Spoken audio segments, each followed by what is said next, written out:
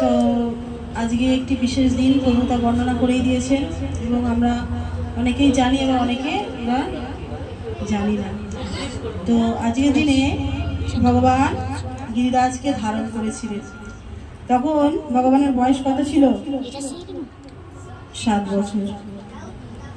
তো অনেকে আমরা ভগবান হওয়ার চেষ্টা করি এবং ভগবানের সঙ্গে তুলনা করি, কিন্তু তা কখনোই সম্ভব নয়। কারণ এই কিরি আঙুল দিয়ে 7 দিন গিরিরাজকে ধরে রেখেছিল। তো আমরা কি পারবো? একটা গিরিরাজ তো দূরের কথা, একটা বইকে পারবো? আর বই তো দূরের কথা, আমরা এই হাতটাকে দূরে রাখতে পারবো? তাহলে আমাদের সঙ্গে ভগবানের কখনো তুলনা করা উচিত নয়। অনেকে বলে ভগবান 16,108টা বিয়ে করেছে, আমরা যদি একটা বেশি 2টো করি অসুবিধা কি আছে? তো ভগবানের সঙ্গে আমাদের কখনোই তুলনা করা উচিত নয়। ভগবান ভগবান, আর আমরা হচ্ছি তার একটা ছোট কোনা অংশ, তারই অংশ। তো তার স্বভাব আমাদের মধ্যে আছে। যেমন বিশাল সমুদ্র, সমুদ্র জল নোনা না? তো সেই সমুদ্র থেকে 1 ফোঁটা জল যদি আমরা জিভে দিই তাহলে কি হবে? সেটাও নোনাই লাগবে। তো সেই জন্য ভগবান থেকে আমরা কখনোই আলাদা নয়, আমরা ভগবানেরই অংশ। প্রত্যেকটি জীবই হচ্ছে ভগবানের অংশ, তাই ভগবানের সঙ্গে আমাদের কখনোই তুলনা করা উচিত নয়। তো এই যে দামোদর মাস, এটিকে আর কি মাস বলা হয়? কার্তিক মাস, নিয়ম সেবা মাস। তো এই বিশেষ মাসে ভগবান বিশেষ বিশেষ ডিসকাউন্ট দিয়েছেন।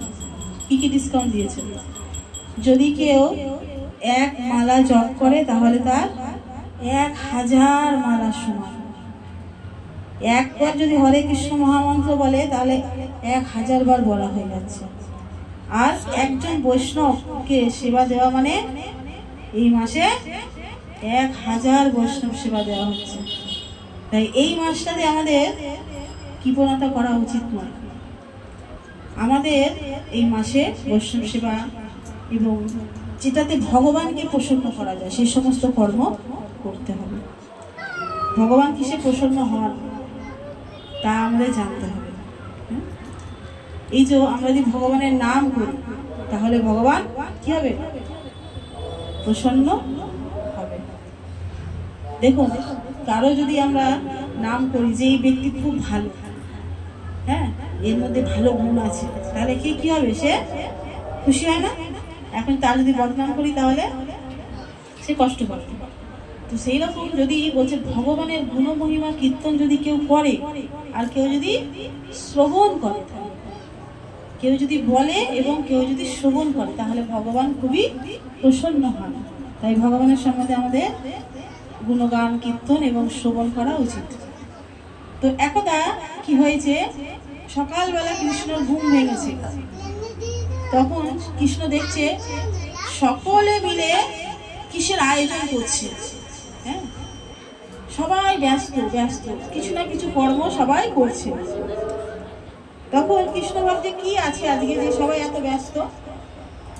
তখন সে তার বাবাকে বলছেন যে বাবা আজকে কি আছে, সবাই এত ব্যস্ত। তখন তার পিতা বলছেন আচ্ছা বাবা আমি পরে বলবো। কারণ বাবা জানে কি একটা প্রশ্ন করলে কৃষ্ণ 10টা প্রশ্ন করবে, এত সময় এখন নেই। তো আবার জিজ্ঞাসা করছে বাবা কি আছে বলো না।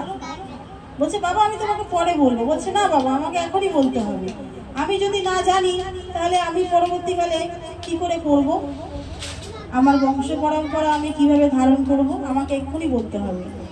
তখন নন্দ মহারাজ বললেন যে আজকের দিনে আমরা ইন্দ্রদেবের পূজা করি, কারণ ইন্দ্রদেব কি করেন? আমাদের বৃষ্টি দেন, এবং বৃষ্টির ফলে কি হয়, আমরা যেহেতু বৈশ্য আমাদের প্রচুর গাভী আছে, তারা সেবা করবে কি করে? যদি ঘাস না হয়, ফসল না হয়, ফলন না হয়, তাই আমাদের ইন্দ্রদেবের পুজো করা উচিত। তখন ভগবান বলছেন কৃষ্ণ যে ইন্দ্রদেব কিন্তু বৃষ্টি দেন না, এটা শ্রীকৃষ্ণ বৃষ্টি ওনাকে দিতে বলেন, ওটা ওনার কাজ।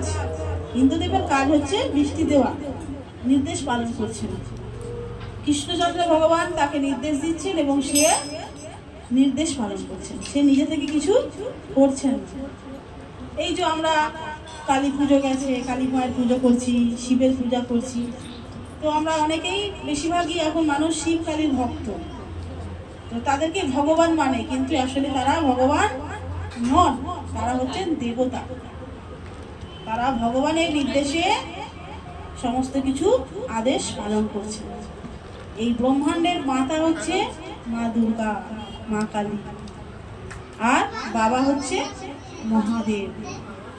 এই দায়িত্ব দিয়ে রেখেছেন ভগবান শ্রীকৃষ্ণ, এই জগৎকে প্রতিপালন করা। মায়ের দায়িত্ব হচ্ছে রক্ষা করা, অসুর বিনাশ করা, আর বাবারও দায়িত্ব হচ্ছে কি এই পৃথিবীতে ধ্বংস করা।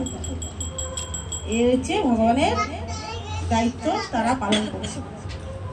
তো কৃষ্ণ তখন ভগবানের কথা বাবাকে বললেন যে আমাদের কৃষ্ণ পূজা করা উচিত, আমাদের এই গোবর্ধনের পূজা করা উচিত। এখানে ঘাস হচ্ছে, সেই ঘাস সকল গাভীরা খাচ্ছে এবং তারা আনন্দ পাচ্ছে এবং তাদের থেকে তারা দুধ পাচ্ছে। তখন বাবা চিন্তা করে দেখলো, হ্যাঁ কথাটা তো ঠিক, ভুল বলছে না, কৃষ্ণ তো খুব বুদ্ধি, ঠিক বলছে। বলে আজ থেকে তোমরা এই গিরি গোবর্ধনের পূজা করবে, এই সমস্ত কিছু ব্যঞ্জন সমস্ত কিছু গিরিরাজের কাছে নিয়ে যাও, নিয়ে গিয়ে সেখানে ভোগ লাগাও। তখন ভগবানের কথা কে অবিশ্বাস করবে, হয়তো ছোট বালক সে দেখছে। তখন সকলে মিলে সেই সমস্ত ভোগ নিয়ে গেল গিরিরাজের কাছে। তখন গিরিরাজ সেই সমস্ত ভোগ নিজের হাতে গ্রহণ করছে। তখন কৃষ্ণ বলছেন যে দেখুন বাবা, ইন্দ্রদেব কি কোনোদিন সাক্ষাৎ খেয়েছেন? দেখুন গিরিরাজ সমস্ত কিছু সাক্ষাৎ খাচ্ছেন। হ্যাঁ, এই থেকে কি ইন্দ্রদেব তো বসে আছে, তার পূজা হবে, মহা আনন্দে বসে আছে, কিন্তু তার তো কোনো পুজো হচ্ছে না। বা তার তখন সে বিদ্যুৎকে ডেকে পাঠিয়েছে, তার সহকর্মীকে, মেঘ বিদ্যুৎ, ঠিক আছে। তখন বলছে আজকে আমার পূজা হওয়ার কথা ছিল, কি হলো? আয়োজন কিছু হচ্ছে না। বলছে না প্রভু, একটা ছোট বালক বলেছেন যে ওই পাহাড়ের পুজো করতে, এই পাহাড়ের পুজো করা হচ্ছে, আপনার পুজো হবে না। তখন ইন্দ্রদেব তাকে বললেন যে যাও গিয়ে বিদ্যুৎ দিয়ে এমন ভয় দেখাও ব্রজবাসীদের যেন সবাই ভয়ে কাঁপে, আর একদম বর্ষা দিয়ে বারিশ দিয়ে ভর্তি করে দাও সারা বৃন্দাবনে, কেউ না বাঁচে, সবাই যেন ভেসে চলে যায়। আর যখন এই কালো মেঘ হয়েছে তখন সকলে ভয় পাচ্ছে, সকল ব্রজবাসীরা, গাভীরা, গরুরা, সমস্ত জীবরা ভয় পাচ্ছে, এদিক ওদিক ছুটে ছুটে বেড়াচ্ছে। তখন কৃষ্ণ বললেন যে সকলে এই গিরিরাজ দেখুন খাবার খেয়ে অনেক শক্তিশালী হয়ে গেছে, এখন সে উঠে দাঁড়াবে। বলে সেই গিরিরাজকে সে আঙুলে তুলে ধরে আর বললো সকলে এই ভেতরে আশ্রয় প্রদান করুন। গিরিরাজের ভেতরে সকলে গরু গাভী যার যা ছিল সকলে ব্রজবাসীরা সেই গোবর্ধনের কাছে এসে তলায় আশ্রয় প্রদান করলেন ভগবান। তো দেখুন এখন ইন্দ্রদেব ভাবছে সকলে ভেসে চলে গেছে, কাউকে তো দেখতে পাচ্ছে না। তখন এসে তার দূতরা বলছে যে না, সকলে আছে বেঁচে, ওই গোবর্ধনের তলায়, পাহাড়ের তলায় সবাই রয়েছে, আর সেই বালকটি আঙুলে ধরে রয়েছে সেই গোবর্ধন। তখন ইন্দ্রদেব একটু ভয় পেয়ে গেলেন যে কিভাবে সম্ভব। তখন সে একটু ভালো করে ধ্যান করলেন, তারপরে দেখতে পেলেন যে উনি সাক্ষাৎ আমাদের ব্রজেন্দ্রনন্দন কৃষ্ণ, এবং তার চরণে তার অপরাধ হয়ে গেছে, এখন কি করবে। তখন ব্রহ্মা বললেন যে ইন্দ্র, তুমি স্বয়ং যেও না ভগবানের কাছে, ভগবানের অত্যন্ত প্রিয় হচ্ছে গাভী, তো তাকে নিয়ে তুমি যাও, সে যদি গিয়ে বলে তাহলে তোমাকে ক্ষমা করবে, কারণ ভগবানের গাভী হচ্ছে খুবই প্রিয়। তো সেই গোমাতাকে নিয়ে ইন্দ্রদেব ভগবানের কাছে গেছিলেন যে প্রভু আমাকে ক্ষমা করে দেন, আমি আপনার চরণে অপরাধ করেছি, আপনাকে চিনতে পারিনি, বুঝতে পারিনি। হ্যাঁ, তো তখন ভগবান তো হচ্ছেন দয়ালু, তিনি তাকে ক্ষমা করে দেন। তো এই হচ্ছে অন্নকূটের মহোৎসবের লীলা, ছোট আমি খুবই ছোটোর মধ্যে দিয়ে বললাম, কারণ সময় খুবই কম। আচ্ছা, এই মাসে দামোদর লীলা আছে। আপনারা সকলে জানেন যে এই মাসে মা যশোদা ভগবানকে বন্ধন করেছিলেন। কিসের দ্বারা বন্ধন করেছিলেন? হ্যাঁ, দড়ি দিয়ে বাঁধতে পারা কি সম্ভব ভগবানকে? ভগবান ভক্তের কাছে বাধা পড়েছিল তার প্রেমের দ্বারা। তো ভগবানকে বাধা যায় এমন কেউ নেই, কিন্তু একমাত্র যদি ভগবানকে বাঁধতে পারে তার প্রিয় ভক্তরা। কেন আমরা বলি যে ভক্ত সেবা করুন, বৈষ্ণব সেবা করুন? কেন? যদি আমরা ভক্ত সেবা বৈষ্ণব সেবা করি তাহলেই ভগবান বেশি প্রসন্ন হয়। তাকে যদি সন্তুষ্ট আমরা করতে পারি তাহলে ভগবানকে সন্তুষ্ট আপনা থেকেই হয়ে যায়। দেখুন, ভগবানের কি কোনো কিছু অভাব আছে? তিনি হচ্ছেন ঐশ্বর্যশালী, সমগ্র ঐশ্বর্যশালী। এই জগতের যত ঐশ্বর্য সবকিছুই ভগবান শ্রীকৃষ্ণ। তো তাকে আমরা কি নৈবেদ্য দিতে পারি? যদি আমরা তার ভক্তকে একটু সেবা দিতে পারি, যে তার নাম করছে, তার সেবা করছে, হ্যাঁ, তাকে যদি আমরা সেবা দিতে পারি তাহলে কি হয়? ভগবান তাতে প্রসন্ন হন এবং তাকে আশীর্বাদ করেন যাতে সেও কৃষ্ণ ভক্ত হতে পারে। তাই এই মাসে কেন দীপ দেখানো উচিত? একটা প্রদীপ জ্বালালাম আমরা, আমাদের বহু বহু জন্মের পাপ নষ্ট হয়ে গেল। যদি আমরা বলি যে না আমরা কোনো পাপ করি না, তাই এটা বড় ভুল হবে। আমরা কিন্তু প্রতিদিন প্রতি মুহূর্তে পাপ করছি।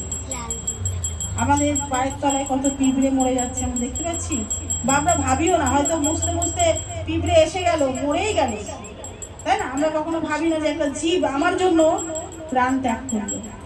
কারণ কি? সেই চেতনা আমাদের নেই। তাকে মারার অধিকার কি আমাদের আছে? তাহলে বুঝতে পারছেন, সমস্ত জীবই কিন্তু ভগবানের অংশ। কাউকে হত্যা করা আমাদের মহা মহা পাপ। তাহলে আমরা জীব হত্যা করে খাচ্ছি, সেটা কি পাপ নয়? তাহলে কত পাপ করছি, হ্যাঁ? তো এই জন্য আমাদের কি করতে হবে? ভগবানের নাম করতে হবে।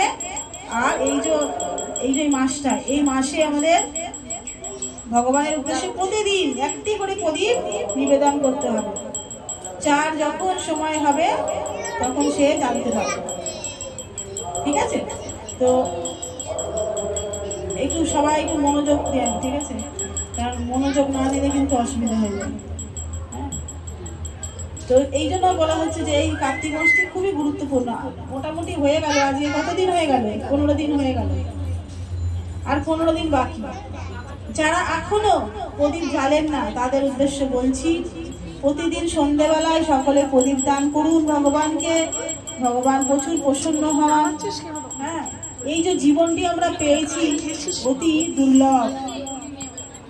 হ্যাঁ, তাই জন্য ভাবতে হবে যে আমাদের এই দুর্লভ জন্মকে আমরা কি করে সার্থক করব। বুঝতে পারছেন? খুবই দুর্লভ কিন্তু এই মনুষ্যরা। আচ্ছা, আপনারা বলুন তো, এখানে কার কি দুঃখ আছে? দুঃখ আছে জীবনে? আছে দুঃখ? পড়াশোনার দুঃখ? আচ্ছা, সঙ্গীতার দুঃখ আছে? কি দুঃখ? মেয়ের অসুস্থ? পিয়ার দুঃখ আছে? হ্যাঁ, কি দুঃখ বলা যাবে না। তো এইখানে যত সদস্য আছে সবারই কিন্তু জীবনে কিছু না কিছু দুঃখ আছে, তাই না? কিন্তু এই যে দুঃখ বলে যে আমাদের আছে, এগুলো কি জানেন? এগুলো কিন্তু সমস্যার সমাধান তবুও হবে, কিন্তু আসল যে দুঃখ, সেই দুঃখ থেকে আমরা কখনোই নিবৃত্ত পেতে পারছি না। কি দুঃখ বলুন? হ্যাঁ, কি দুঃখ? সকলেই একই দুঃখ। হ্যাঁ, জন্ম হয়েছে আপনাদের? জন্ম হয়নি? বেঁচে নাই তুমি? মৃত? সেটা বলা হচ্ছে না, বলা হচ্ছে জন্ম হয়েছে তো সবার, আবার মৃত্যুও তো হবে, তাই না? জন্ম যখন হয়েছে, তাহলে জন্ম যখন হয়েছে কতটা কষ্ট ছিলাম আমরা জানি? ভুলে গেছি না? কেউ জানে আমরা কত কষ্টে জন্ম থেকে, মায়ের গর্ভ থেকে বেরিয়েছি? যারা মা হয়েছে তারা জানছে যে একটু কষ্ট আছে, হ্যাঁ, কিন্তু কথা হচ্ছে এবার অনুভব করুন যে একটি শিশু যখন মায়ের গর্ভে আসে, প্রথমে তার কোনো একটা মাংসের ডালা থাকে, তাই তো? তো মাংসের ডালা থেকে আস্তে আস্তে তার কি হয়, চেতনাটা আসছে। তখন কি হচ্ছে, মায়ের পেটের ভেতরে কি হচ্ছে, একটু একটু করে বাড়ছে। তো বলার কি হচ্ছে, নড়ছে না? নড়ছে তো, তার হাত পা চোখ মুখ নাক সব হচ্ছে না? আর তখন সে কি দিচ্ছে, সাড়া দিচ্ছে যে আমি তোমার গর্ভে আছি মা। আর মা কি ভাবছে, এই তো আমার সন্তান নড়ছে, কিন্তু সে কি করছে, অনুভব করছে, সে কষ্ট পাচ্ছে। কারণ কি, বিষম বন্ধন পাশে জননী জঠরে ছিলাম যখন, বিষম বন্ধন পাশে কত ছিল বন্ধন তা আমরা জানি না। আর কি করছে, একটু একটু করে আমাদের পেটের মধ্যে কি আছে, কৃমি কীট আছে, সেগুলো কি করছে, কামড়াচ্ছে, সেই ছোট কুচি মাংসতে কামড় দিচ্ছে। আর কত নোংরা পদার্থ আছে, সেইখানে আমরা ছিলাম। তাহলে এই যে এখন যে কষ্ট, তার থেকে ওই কষ্টটা কি বেশি না কম? কখনো আমরা অনুভব করি যে জননী জঠরে ছিলাম যখন বিষম বন্ধন পাশে, একবার প্রভু দেখা দিয়া মোরে বলছিল দিল। তখন কি করছিলাম, ভগবানকে হাত জোড় করে শুধু প্রার্থনা করছিলাম, হে প্রভু এই নরক থেকে আমাকে উদ্ধার করো। উদ্ধার করলে আমি কি করব, তোমার নাম করব, তোমার সেবা করব, তোমার পূজা করব। কথা দিয়ে এসেছি ভগবানকে। সকলে আমরা কি জন্য এসেছি এই জগতে, কৃষ্ণ ভজিবার তরে সংসারে আইনু, মিছে মায়ার বদ্ধ হয়ে বৃক্ষ সম হইল। তাহলে এই সংসারে এসেছি আমরা কৃষ্ণ ভজিবার তরে, কথা দিয়ে এসেছি, কিন্তু কথা রেখেছি না, রাখছি। তাহলে আমরা কি স্বার্থপর বেঈমান না? বেরিয়ে এসেই কি হয়েছে, বাচ্চারা কি করে, কান্না করে না? কেন কান্না করে? কষ্টটা অনুভব করে। তখন তার মনে থাকে যে আমি কি কষ্টে ছিলাম এই নরকে। এই নরক, এই মায়ের গর্ভটা 10 মাস, চিন্তা করুন। একভাবে আমরা এখানে 1 ঘন্টা 2 ঘন্টা বুঝলে আমাদের পায়ের কি অবস্থা হয়, শরীরের কি অবস্থা হয়। তাহলে 10 মাস মায়ের গর্ভে যখন ছিলাম আমাদের কি অবস্থাটা হয়েছে, সেই শিশুটি কি অবস্থায় থাকতে পারে। আর মা তো তার ঝাল খাচ্ছে, যা ইচ্ছা হচ্ছে খাচ্ছে। আচ্ছা, আমার বাচ্চা না হলে কিন্তু লাল পড়বে, যা ইচ্ছা খাও, গর্ভধারিণী মা। কিন্তু বাচ্চার কষ্ট হচ্ছে, বেশি ঝাল খাওয়া, বেশি ঠান্ডা, বেশি গরম খেলেই বাচ্চার খুব কষ্ট হয়। এখন আমরা জানছি, কি করে জানছি, এই যে গীতা ভাগবত পড়ে জানছি। আমরাও কিন্তু জানতাম, তাই না? আমরা জানতাম। তো দেখুন, আমাদের 4টি দুঃখ কি জানতে আগে, হ্যাঁ দেখুন, জন্ম, মৃত্যু আর জরা ব্যাধি, এই 4টে হচ্ছে সমস্যা। এই 4টে হচ্ছে মেন দুঃখ। এই জগতে যত দুঃখ আছে না, টাকা পয়সার অভাব, অসুস্থ, দুঃখ, নানা তারা নানান কিছু, সবার সমস্যা। এদের থেকে সবথেকে বড় দুঃখ হচ্ছে জন্ম, মৃত্যু আর জরা ব্যাধি। জন্মের কথাটা বললাম, মৃত্যুটা কেন এমন হয় জানেন? এতে 4,40,000 কাকড়া বিছা আমাদের কামড়ালে যেরকম যন্ত্রণা হয়, সেই যন্ত্রণা নিয়ে মৃত্যুবরণ করতে হয়, বুঝছেন? তাহলে 40,000 কাকড়া বিছা আমাদের কামড়াবে, আর আমরা ছটফট করে যন্ত্রণায় কাউকে বলতে পারবো না, মুখ থেকে আমাদের সারা বেরোবে।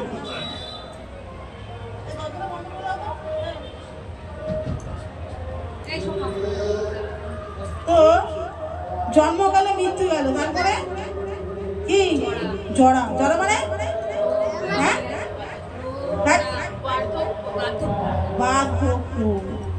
যারা বৃদ্ধ হয়ে গেছে তারা বুঝতে পারছে কি কষ্ট। তখন সবার অবহেলার পাত্র, সবাই আমাদেরকে তখন অবহেলা করবে, নানান রোগে আমরা জর্জরিত হয়ে যাবে। আর তারপরে কি ব্যাধি। ব্যাধির তো এখন আর কোনো বয়স নেই, ছোট বয়স থেকেই নানান রোগে আমরা। তো এই চারটে সমস্যা থেকে আমরা কি করে বের হতে পারবো সেইটা আমাদের চিন্তা করা উচিত। তো দেখুন, এক ব্যক্তি, একটু গল্প বলি তাহলে ভালো লাগবে। এক ব্যক্তি বনে গেছে, বনে যেতে যেতে হঠাৎ করে কি হয়েছে, অন্ধকার তো ধাবাস করে পড়ে যাচ্ছিল। পড়ে যেতে গিয়ে সে কি করেছে, দুটো দড়ি হাতে পেয়েছে, সামনে ধপ করে ধরে নিয়েছে, দু হাতে দুটো দড়ি ধরে নিয়েছে। ধরে নিয়ে দেখছে নিচে কুয়া, বসে যাক বেঁচে গেলাম, কুয়াতে পড়ে গেলেই তো মরে যেতাম, দুটো দড়ি ধরে নিয়েছে। তো বলছে তাহলে ওপর দিকে ওঠার চেষ্টা করি, দড়িটা ধরে। যখন ওপর দিকে তাকিয়েছে দেখছে একটা বাঘ দাঁড়িয়ে আছে, আর নিচের দিকে তাকিয়েছে কি দেখছে, হ্যাঁ কুয়া তো আছে। বলে তাহলে আমি নিচের দিকে ঝাঁপ মারি, ওপরে তো বাঘ, নিচে তাকে সেফটি থাকবে। যে নিচের দিকে তাকিয়েছে দেখি একটা অজগর সাপ বিশাল, ঠিক আছে। তো বলছে আমি না উপরে যেতে পারবো না নিচে নামতে পারবো। যাক বাবা, দুটো দড়ি ধরে অন্তত কিছুক্ষণ তো বেঁচে আছি, নাহলে তো বাঘের পেটে চলে যাবো, আর নয়তো অজগরের সাপের পেটে চলে যাবো। তারপরে দেখছে কি করে এই দুটো দড়ি ধরে কি করে দেখি কি করে বাঁচা যায়। তো দেখছে ডান দিকে একটা সাদা ইঁদুর, বাঁ দিকে একটা কালো ইঁদুর কি করছে, দড়িগুলো কাটছে। বলছে এই মরেছে, আমার তো এইদিকেও বিপদ এইদিকেও বিপদ, এদিকে ইঁদুর দড়ি কাটছে, এদিকে সাদা ইঁদুর নাকি কালো ইঁদুর, এখন আমি কি করব। সে তো খুব কষ্টে যন্ত্রণায় রয়েছে, না নড়তে পারছে না চড়তে পারছে। হ্যাঁ, তারপরে কি হয়েছে, এইদিক ওদিক তাকাতে তাকাতে দেখছে হঠাৎ করে তার মুখে এক ফোঁটা মধু পড়ে গেছে। তো তাকিয়ে দেখছে ওপরে একটা গাছের মধ্যে একটা মৌচাক হয়ে রয়েছে। তো সেই মৌচাকে মধু টপটস করে পড়ছে তার মুখে। তো সে খুব আরাম করে সেই মধুটা চাটছে আর খাচ্ছে, চাটছে আর খাচ্ছে। খেতে খেতে কি হচ্ছে, তার সব ভুলে গেছে যে ওপরে কি ছিল, বাঘ, আর নিচে অজগর। সে ভুলে গেছে যে আমার এতটাই, আমি চারদিকে আমার ভয়ঙ্কর মৃত্যু। তো আমাদেরও অবস্থা সেই হয়েছে, বুঝা গেল। এই যে ব্যক্তিটা এই যে দড়ি যে কাটছে ইঁদুরে, কি হচ্ছে, আমাদের সময় কেটে যাচ্ছে, আয়ুটা আমাদের কি হচ্ছে, বাড়ছে না কমছে, আমরা মৃত্যুর দিকে এগিয়ে যাচ্ছি। তো তাহলে সাদা ইঁদুরটা হচ্ছে দিন, আর কালো ইঁদুরটা হচ্ছে দিনও একবার করে কমে যাচ্ছে একদিন করে, আর রাত্রিরও একদিন করে আমাদের জীবন থেকে চলে যাচ্ছে। আস্তে আস্তে কি হবে, দড়িটা সরু হয়ে যাবে না কাটতে কাটতে। তো আমাদেরও জীবনের আয়ু একদিন কি হবে, ক্ষয় হয়ে যাবে। আর আমরা এই যে মধুটা খাচ্ছি না, সংসারের মধু, কিসের, আমার ছেলে, আমার মেয়ে, আমার স্বামী, আমার আত্মীয় স্বজন, আমার পরিবার, এই মধু চাটছি, ঠিক আছে। আর ভুলে গেছি যে ওপরে বাঘ আছে, নিচে অজগর। তাহলে জীবন আমাদের ক্ষয় হতে আছে, আমরা কিন্তু একবারও ভাবতে পারছি না। তো এই সমস্যা থেকে আমরা কি করে মুক্তি পেতে পারি? কিছু না, শুধু হরে কৃষ্ণ কৃষ্ণ কৃষ্ণ হরে হরে, হরে রাম রাম রাম হরে হরে। কষ্ট হবে, পয়সা লাগবে। তাহলে এই যে চারটে সমস্যা, জন্ম মৃত্যু জরার ব্যাধি, মুক্তি পেয়ে যাবে যদি এই হরিনাম করি। আর বিশেষ করে এই কার্তিক মাস থেকে শুরু করি। আমরা এই কার্তিক মাসে আমরা আগেও বলেছি যে একটা মাস একটু নিরামিষ খান না, সারা বছর তো আমিষ খাচ্ছি। একটা মাস ভগবানকে পছন্দ করতে পারবো না আমরা, কি আমরা ভগবানকে ভালোবাসি, শুধু মুখে বললে হবে আমি ভগবানকে ভালোবাসি। একটা মাস একটু কষ্ট করে যদি আমরা নিরামিষ খেতে পারি, একটু বৈষ্ণব সেবার আয়োজন করতে পারি, আমাদের কত রোগে ডাক্তারে টাকা খেয়ে নিচ্ছে। একবারও ভাবি এই লক্ষ লক্ষ টাকা চলে যাচ্ছে নার্সিংহোমে, কিন্তু কোথায় 5,000 10,000 টাকা, এই বছরে একবার তো সেবা করবো বৈষ্ণবের, একটা বার তো আমরা দীপদান করবো ভক্তদের দেখে। এত দ্বিধা, এত মাথা কেন, এত অজুহাত কেন? সারা বছর টাকা জমান 100-200 করে করে, শুধু এই নিয়ম সেবা মাসে চেষ্টা করবেন দীপদান দেখার। 5 জন 10 জন বৈষ্ণবকে দেখে একটু, বৈষ্ণব সবাই যারা হরিনাম করে সবাই বৈষ্ণব, বৈষ্ণবের কোনো বাদ বিচার করবেন না। এই বাচ্চা বাচ্চা মেয়েরাও বৈষ্ণব, কারণ এরা হরিনাম করছে, ঠিক আছে? আপনারা যদি হরিনাম করেন, বলছে বৈষ্ণব মানে কি? বিষ্ণু ভক্তই হচ্ছে বৈষ্ণব, যারা বিষ্ণু ভক্ত তারাই বৈষ্ণব। দুদিন আগে কি আছে? কালী পুজো। কে মা কালী? কে জানেন? মায়ের যে রূপ, কেউ জানেন এই রূপ কেন ধারণ করেছে মা? হাত তুলুন, কে বলতে পারবে? জেনে রাখুন, খুব বিশেষ মানে কাহিনী, যে মায়ের এই যে রূপ, মাকে, মা কালীকে দুর্গা। দুর্গা কি করেছিল সবাই জানে? মহিষাসুরকে বধ করেছিল। টেনশন নেই, সবাই প্রসাদ নেবেন, পার্সেল নেবেন, চলে যাবেন প্রসাদের এখানে বসে। তো একটু সময় নিচ্ছি, কারণ আপনার তো জানা উচিত, আমার একটু দেরি হয়ে গেছে আসতে, তো ওটাও বিশেষ কারণ আছে। যাই হোক, হরে কৃষ্ণ। তো দেখুন, মা দুর্গা কাকে বধ করেছিল সবাই জানে? বলুন। মহিষাসুরকে বধ করেছিল, তাই না? তাহলে মা কাকে বধ করবে? ত্রিশূল হাতে অসুরদের। যারা অসুর, যারা কৃষ্ণ ভক্ত নয় তারাই সব অসুর। সবাই এটাও জানতে হবে, অসুর তারা। আমি মানুষ দেহে আছি, কিন্তু বলছে কলিযুগে একই মানুষের মধ্যে অসুর এবং অসুর, মানে অসুর ভাবও আছে, আবার দেবতার ভাবও আছে, ঠিক আছে? তো মা দুর্গা একবার মহিষাসুরকে বধ করেছিল। আর মহিষাসুরের বংশধর হচ্ছে রক্তবীজ নামে একজন দৈত্য ছিল। সে আবার কি করেছে? শিবের উপাসনা করেছে, তপস্যা করেছে, যে শিবের থেকে বর নিয়েছে। শিব তো হচ্ছে ভোলানাথ, তার নামই হচ্ছে ভোলানাথ, যে যা চায় তাকে দিয়ে দেয়।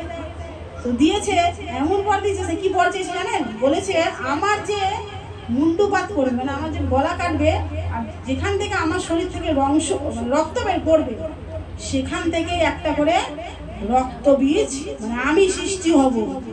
যতটা রক্ত করবে ততটাই কিন্তু আমি সৃষ্টি হব। এখন মা দুর্গা তাকে বধ করতে গেছে। আর কি হয়েছে? সে তো শিবের থেকে বর পেয়ে গেছে, এবার সে তো শক্তিশালী হয়ে গেছে। মা দুর্গা অসুর যেহেতু, তাকে বধ করতে গেছে। বধ একবার গলা কেটে দিয়েছে, যে কি হয়েছে? রক্ত ছিটকে চারিদিকে ছড়িয়ে গেছে, আর অসংখ্য অসুর রক্তবীজ সৃষ্টি হয়ে গেছে। মা পারবে আর তার সঙ্গে? তার শক্তি, অসুরদেরও কিন্তু প্রচুর শক্তি। মা তখন ভয়ে মা দুর্গা পালিয়ে গেছে, সেই রক্তবীজকে হত্যা করতে পারবে। এখন কি করবে ভাবছে, দেখছে যে এইকে এখন কি করে হত্যা করবে। মা শান্ত রূপে আর হবে না। তখন মা, এই যে কালী হচ্ছে মায়েরই অবতার, মায়ের অংশ, মার রূপ ধরেছে, কালী রূপ। তো মায়ের হচ্ছে দৈত্য, মানে দুধ কারা জানেন?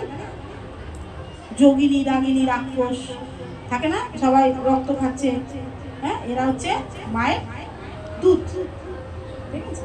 তো তাদের ডেকেছে, ডেকে বলেছে, মিটিং করেছে, যে দেখো তোমরা সকলে, আমি যখন ওকে সঙ্গে লড়াই করবো, ওর যে রক্ত পড়বে, সেই রক্ত কিন্তু মাটিতে পড়তে দিতে দেবে না। সেই রক্ত তোমরা খেয়ে নেবে, তোমরা তোমাদের জামা কাপড়ে, না হলে চুলের মধ্যে দিয়ে, আর যে এক ফোঁটাও যদি রক্ত মাটিতে পড়ে সঙ্গে সঙ্গে তোমরা খেয়ে নেবে, না হলেই কিন্তু অসংখ্য অসুর বীজ বেরিয়ে যাবে, রক্ত বীজ।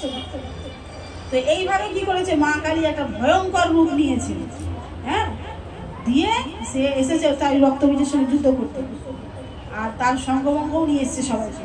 আর যেই না ওই রক্ত বীজের গলা কেটেছে, রক্ত যেই পড়ছিল, মা কি করছে, সঙ্গে সঙ্গে তার কাপড় চোপড়, তার চুল সব সমস্ত খুলে, এবং তার যারা আরো আছে তারা সকলে তাদের কাপড়ের মধ্যে আর চুলের মধ্যে নিয়ে নিয়েছে। আর মা কালী তখন বস্ত্র কি হয়েছে, ছিন্ন ছাড়া হয়ে গেছে।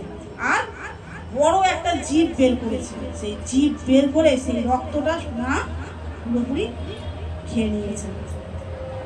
তো মা হচ্ছেন বৈষ্ণবী, সে কখনোই রক্ত খায় না। অনেকে মনে করে মা কালী রক্ত খায়, জীব হত্যা করে তাকে বলি দিতে হয়, কিন্তু এটা মহা মহা ভুল। কারণ মা হচ্ছে বৈষ্ণবী। মা বৈষ্ণবরা কি খায়? কৃষ্ণ প্রসাদ। কৃষ্ণ প্রসাদ ছাড়া তারা কিছু গ্রহণ করে না। এই যে যারা মা কালীর মন্দিরে গিয়ে ছাগল বলি দেয়, পাঠা বলি দেয়, ওইগুলো কারা খায় জানেন? তারা খায় ওই যে সেই মায়ের যারা দুধ আছে, ডাগিনী যোগিনী, তারা খায়। আর সেই প্রসাদ যারা খাচ্ছে তার মানে তার ওই ডাগিনী যোগিনীর প্রসাদ খাচ্ছে, মায়ের প্রসাদ খাচ্ছে। মা হচ্ছেন বৈষ্ণবী, পরম বৈষ্ণবী। এই দেবতারা হচ্ছে সমস্ত কিছু, তারাও বৈষ্ণব আর বৈষ্ণবী, তারা সকলেই বৈষ্ণবী। বৈষ্ণবী মানে বিষ্ণু ভক্ত, বুঝা গেল? তো এই জন্য মায়ের এই রূপটা কিন্তু মা নিয়েছে আমাদের মতো জীবদের রক্ষা করার জন্য, এই জগৎকে রক্ষা করার জন্য। নাহলে আমরা আজকে সুস্থভাবে বেঁচে থাকতে পারতাম না। তাই এই রক্তবীজকে মা হত্যা করেছে বলেই আজকে আমরা সুস্থভাবে আছি। তাই আমাদের মনের ভেতরে অসুর ভাবনা আসে। হ্যাঁ, সবসময় আমাদেরকে কৃষ্ণ চেতনা থাকতে হবে। তো ঠিক আছে, অনেকটা রাত্রি হয়েছে, কটা বাজে? তো আপনারা বুঝলেন যে আমাদের অবস্থাটা কিন্তু সেই অবস্থা। আমরা হচ্ছে ওই ব্যক্তির মতো, আমাদের আয়ুকাল হয়ে যাচ্ছে আর এই সংসারের মায়ার মধু খাচ্ছি আর ভগবানকে ভুলে গেছি। যদি আমাদের আসল দুঃখটা আমরা বুঝতে পারি, জন্ম মৃত্যু জরা ব্যাধি, এর থেকে যদি আমরা নিবৃত্তি পেতে চাই, আমাদের উচিত বৈষ্ণব সেবা করা, সাধু সঙ্গ করা, কৃষ্ণ প্রসাদ গ্রহণ করা, হরিনাম করা আর গীতা ভাগবত অধ্যয়ন করা। তাহলে আমরা কি হবে? চিন্ময় স্তরে যদি প্রতিষ্ঠা হতে পারি, তাহলে আমরা এই জগতেও কষ্ট পাবো না। ত্রিতাপ দুঃখ যে আমাদের আছে, ত্রিতাপ দুঃখ, সেই ত্রিতাপ দুঃখ আমরা থেকে মুক্তি পেয়ে যাবো। তাই জন্য আমাদের বেশি বেশি করে হরিনাম করতে হবে। এক বিন্দু আমাদের সময় নষ্ট করা উচিত। আমরা যে এই যে মানে ভাবছি যে আমাদের জীবনের লক্ষ্য হচ্ছে প্রচুর টাকা কামানো, কিন্তু একদিন এমন হবে এত টাকা কামাবো, তখন কিন্তু আর সময় আর থাকবে না। ইঁদুরগুলো আমাদের দড়ি কেটে কেটে কেটে কেটে একদম সরু করে দেবে, আর আমরা চলে যাবো একদম নরকে। বোঝা গেল যে আমরা কিন্তু প্রতি পদে পাপ করছি। কাউকে মিথ্যা কথা বলা, সেটাও একটা পাপ। কাউকে ঠকানো, কারোর সঙ্গে প্রতারণা করা, তারপরে তো জীব হত্যা। কারণ ভগবানের অংশ সকল জীব, কাউকে হত্যা করে নিজের তৃপ্তির জন্য করা উচিত নয়। এই চেতনা আমাদের নেই বলেই আমরা আজকে কিন্তু এই অপরাধগুলো করছি। চেতনাটাকে আমাদের বুঝতে হবে যে আমরা সকলেই কিন্তু জন্মের সময় খুব কষ্ট করে এই জগতে এসেছি। আর এসে আমরা শুধু টাকার পেছনে দৌড়ে গেলাম, বড় বাড়ি গাড়ি, কিছু হবে? যাবে কিছু? এত বড় অট্টালিকা করেছি, যাবে? আমার সাথে যাবে? আমি যখন যাবো আমার সাথে কিছু যাবে? একটা বস্ত্রও যাবে না, একটা সুতোও যাবে না। তাহলে আমরা এত কেন হাঁপাচ্ছি এইসবের জন্য? ঠিক আছে, টাকা পয়সা সবারই দরকার, কিন্তু তার সঙ্গে সঙ্গে আমার নিজের কর্তব্য। আমি যে মনুষ্য জন্ম পেয়েছি, এই দেহটা পেয়েছি, শুধু আহার নিদ্রা ভয় মৈথুন এই চারটি কাজ করার জন্য নয়। এই চারটি কাজ পশুরাও করছে, আমরাও যদি করি তাহলে ওদের সঙ্গে আমাদের কি তফাৎ? তাই জন্য আমাদের কি করতে হবে? সংসার সাথে ধর্ম করতে হবে। সংসারের সাথে সাথে ধর্ম করতে হবে। অনেক মানে সংসার ধর্মই বলে, সংসার ধর্ম 100 কথা, তার মানে সংসারের সাথে সাথে এই ধর্ম করতে হবে। ভগবান শ্রীকৃষ্ণের উপদেশ যা গীতায় দিয়েছেন সেইগুলো পালন করতে হবে। ভগবান বলছে না তুমি এই করো, আমি করছি অন্য কিছু, তার মানে আমি মন গড়া করছি আমার ইচ্ছে মতো। ওই যে ভগবান যখন তার বাবাকে জিজ্ঞাসা করছে, তুমি যে ইন্দ্রদেবের পুজো করছো, এটা কোথায় লেখা আছে, কোন শাস্ত্রে লেখা আছে আমাকে বলো। তখন বলছে আমার বাবা বাবা বাবা সবাই করে এসছে, তাই আমিও করছি। এটা কোথাও শাস্ত্রে বা কোথাও লেখা নেই। তাই জন্য শাস্ত্র মানতে হবে। ভগবান যেটা গীতায় বলেছেন তার উপদেশ আমাদের মানতে হবে। গীতা পড়তে হবে, শুধু পড়লে হবে না, যেটা বলেছে সেটাকে আমাদেরকে হৃদয়ে ধারণ করতে হবে। তাই সকলে চেষ্টা করবেন বেশি বেশি করে হরিনাম করা। হ্যাঁ, এই মাসটা 1 মাস একটু নিরামিষ খাওয়ার চেষ্টা করুন। আর যদি নাই পারেন, 15 দিন বাকি আছে এখনো, যারা করেননি যদি ভাবেন যে খেয়ে নিয়েছি থাক এবছরটা, না, 15 দিন আছে, 15 দিন করুন, এর ফলও পাবেন। যদি তাও না পারেন 1 সপ্তাহ করুন, আর যদি তাও না পারেন বিশ্ববংশ 5 দিন করুন। হ্যাঁ, একটু নিরামিষ খান, দেখুন ভগবানের অনেক অনেক প্রসন্ন হবে, ভগবান আপনার প্রতি আপনাকে বিশেষ কৃপা করবে, বুঝেছেন? কারণ দেখুন, যেমন কর্ম তেমন ফল। আজকে আমি একটা জীবকে হত্যা করে খাচ্ছি মানে পরবর্তীকালে কিন্তু সেই জীবই আমাকে হতে হবে এবং তার হাতে মৃত্যুবরণ করতে হবে। আমি এই কর্ম করেছি, আমাকে এই ফল ভোগ করতেই হবে। কিছু ক্ষতি হলে আমরা কি করি? ভগবানকে দোষ দিই না, এই ভগবান আমার এইটা করে, কিন্তু তার কর্মের ফল তাকে ভোগ করতে হচ্ছে।